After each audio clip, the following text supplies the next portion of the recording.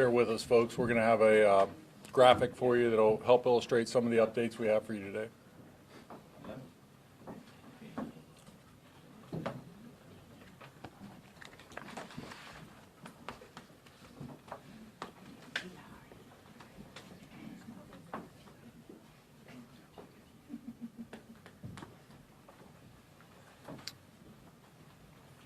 Good, Tracy. My name is Rick Edwards. I'm the Acting Chief of Police for the City of Richmond. Today we'll be updating you on yesterday's mass shooting. So I'll remind you, as I did yesterday, that we are still in the early hours of this investigation. It's fluid and subject to change. This is the information we have at this time. Last night I reported that 2 individuals were deceased at the hospital and that we had 4 other individuals in non-life-threatening and 1 was in life-threatening status. That life-threatening status has been downgraded to non-life-threatening. So the 5 remaining victims are now in non-life-threatening condition, thankfully. I'm going to be naming the suspect, or I'm sorry, the 2 deceased victims today. So we have Sean D. Jackson, age 18, and Renzo R. Smith, age 36. I was asked about it last night, but we now can confirm that these individuals are stepfather and stepson. I also remarked about a 9-year-old girl that was struck by a vehicle during the chaos. She is still in non-life-threatening condition with very minor injuries, but she is related to this family as well. The suspect in this case is going to be Amari Pollard, age 19. He is a resident of Henrico County. He was arraigned this morning in Richmond General District Court on 2 counts of second-degree murder. He is being held without bond. Further charges are still pending. Some of the other updates last night, we had our Richmond community mediators respond to the scene and later to the hospital to address some of the concerns of the family and try to address any ongoing retaliatory incidents. We're trying to work on that with that specific group. They're commonly referred to formally as the violence interrupters. I'd also like to add our tip line. We have a hotline specifically for this event. You can call 804-646-6741 if the community has information they'd like to share. That's the best number to call. Or as always, you can call Crime Stoppers at 804-780-1000. That way you can remain anonymous. With the assistance of the FBI, I've asked them to create a site where individuals can send us their videos. As I mentioned last night, we know there were many people outside during this event who had their own personal video cameras going from their phone. We'd ask folks from the community to send it to this site, upload videos and photos. I've been getting texts on my phone. I know members of City Council have been getting them randomly from folks. We would just ask that you can send it however you want, but this is a better venue for us to deal with the literal hundreds of hours that our detectives are pouring through at this time. Last night also there was questions about the individuals involved in this being involved in gangs. At this point, our investigators have not determined that. There's no information that we have that they are gang members. We believe that the 2 individuals, Sean Jackson and Amari Pollard, knew each other. This is a mass shooting, but we don't believe it was what is typically referred to as an active shooter. This was targeted at one individual, and so they knew each other and had an ongoing dispute. That's what we know at this time. But again, as I said, this is still a fluid situation. We're hours into the investigation, and we will learn more as we go. At this point, I'd like to introduce Mayor Stoney. Thank you so much, Chief Edwards. And good morning, everyone. Let me begin with offering my thoughts and my prayers to the families and friends of the victims this morning, and all those who were impacted yesterday by this mass shooting. I hope that everyone is on a swift path to recovery from their injuries and from what we hear from the chief, they are. I also want to thank mayors from all across the country, clergy right here in this community, community leaders, those in the county as well, for all their messages of comfort during this most very difficult time. Yesterday, our city was devastated by a horrific, traumatic, and senseless act of gun violence at Huguenot High School's graduation ceremony. A graduation, a momentous day for many of our students, a day that should have been a moment of joy and celebration with friends and family, was taken away in seconds, and lives changed forever. A student and stepfather lost their lives, and several were injured, as the chief just shared. Now, our city, our community will not be defined by this violence. Huguenot High School will not be defined by this violence. For those here and for those out there in the community, I know that for this to happen at a high school graduation, I know many are overcome with grief, and I know that many are very angry right now. Well, let me be clear to Richmonders. We will heal, we will recover, and this will not break us. What I know about Richmonders is that we are strong, we are resilient, and I know that we will get through this. To the students, to the families, to the faculty, and to all Richmonders, I want you to know that your city has your back. We have resources available through our City Parks and Recreation Department, for those who work in human services, services like our Trauma Healing Response Network that we've activated.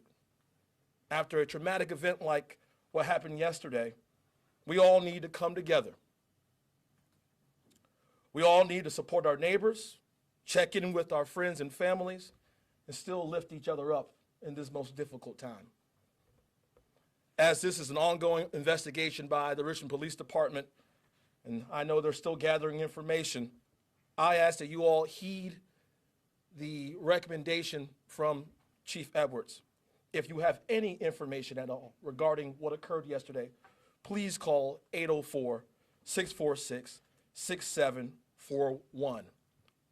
Additionally, we believe there must be accountability for this violence.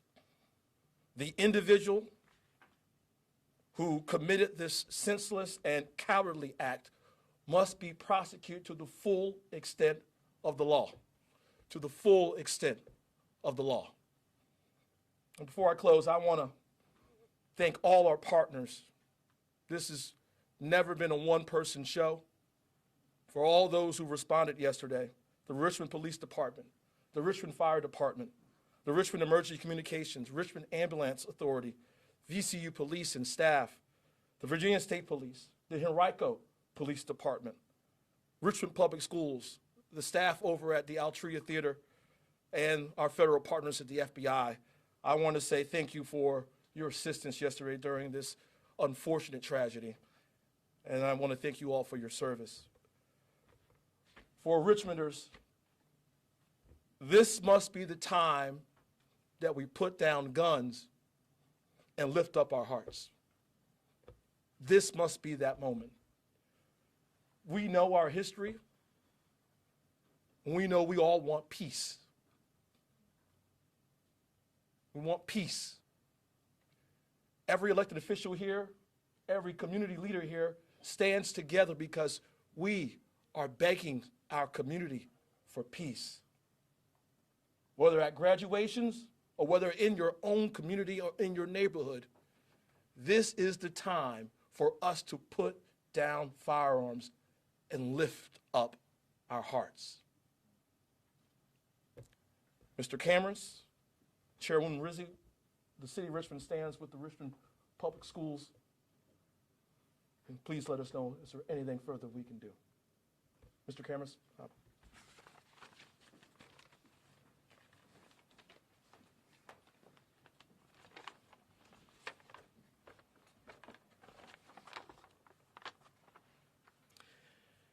Good morning. My name is Jason Kamras. I'm the Superintendent of Richmond Public Schools, and I'm joined this morning by our School Board Chair, Ms. Stephanie Rizzi, our Vice Chair, Mrs. Cheryl L. Burke, along with board members Ms. Nicole Jones and Mrs. Mariah White.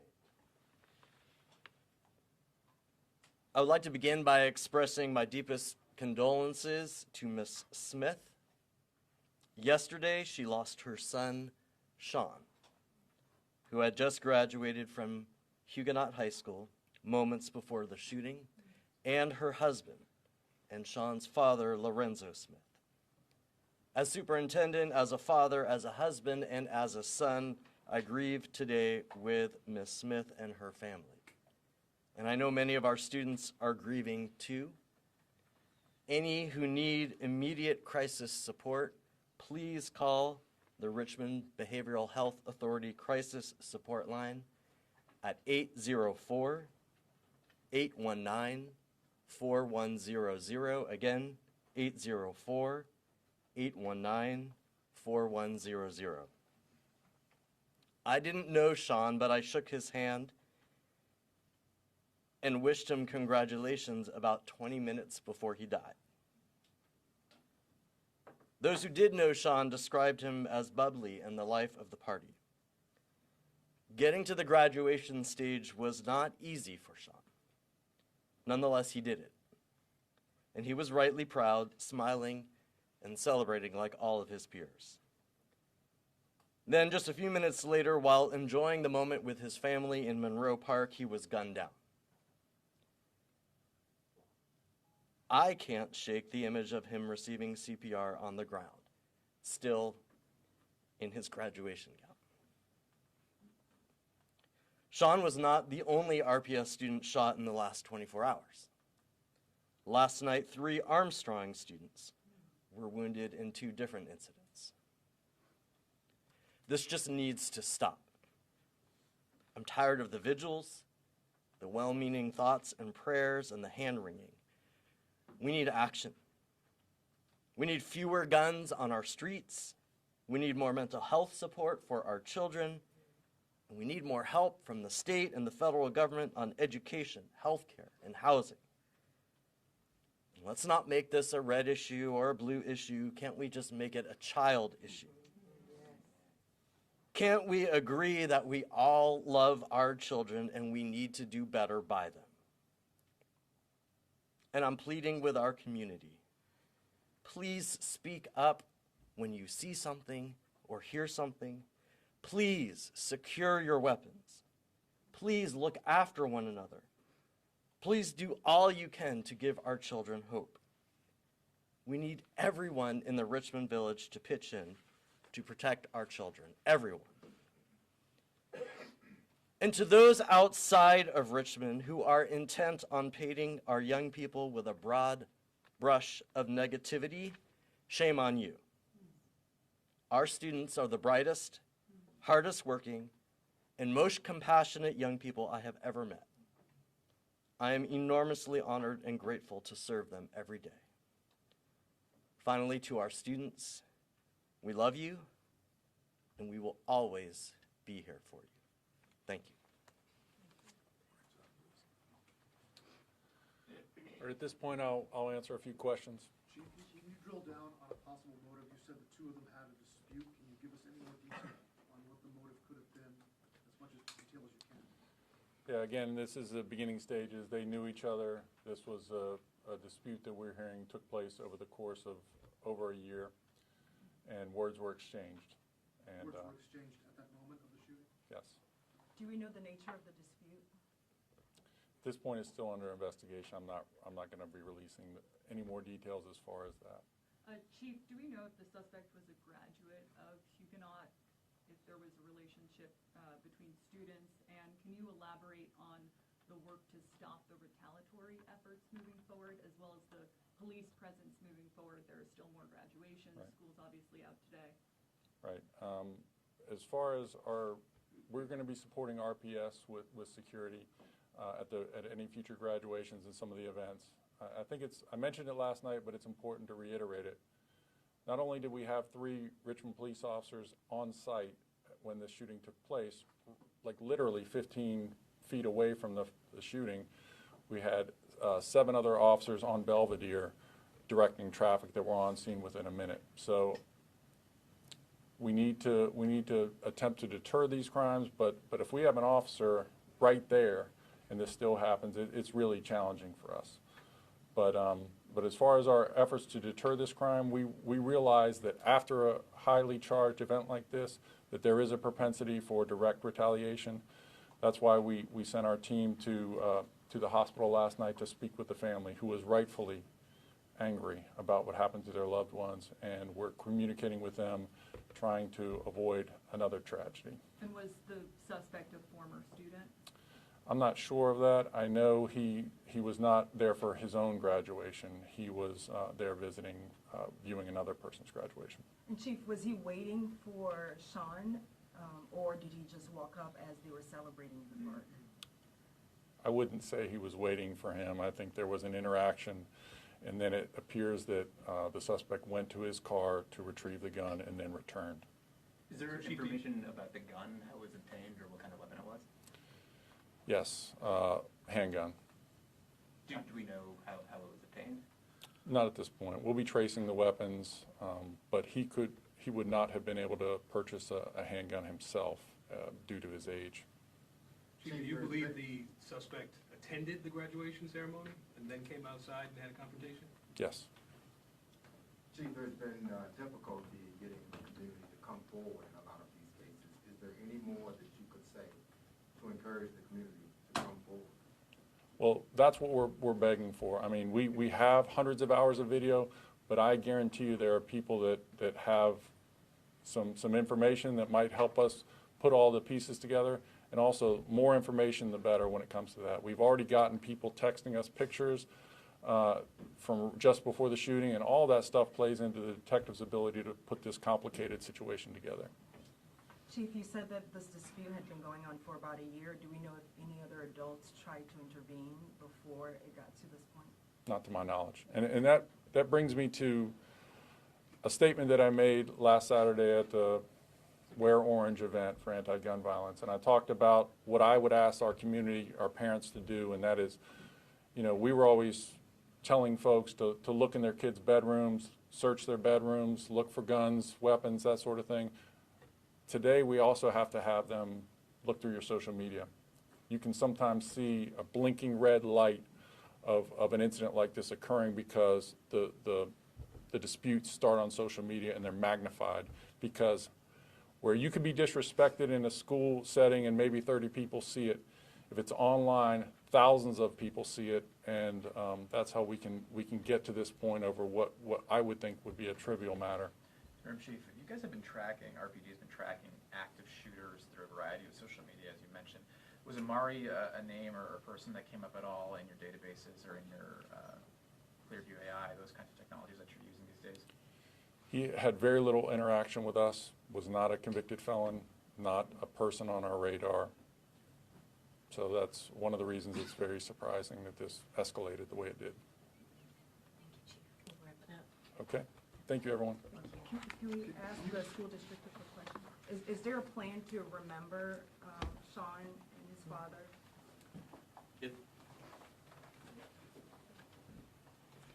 It's in the works, and we'll show that information when it's ready. And there is counseling available, Superintendent?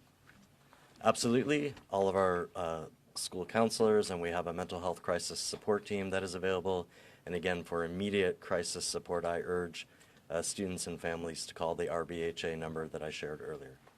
Chief, Kamras, could you just share with us, I know there's only a couple more days left of school. Do you guys have an update on what will happen for the rest of the week and other potential graduations, or is that still being talked about? We haven't made a decision on the rest of the week just yet, but all of the remaining high school graduations are being rescheduled to next week.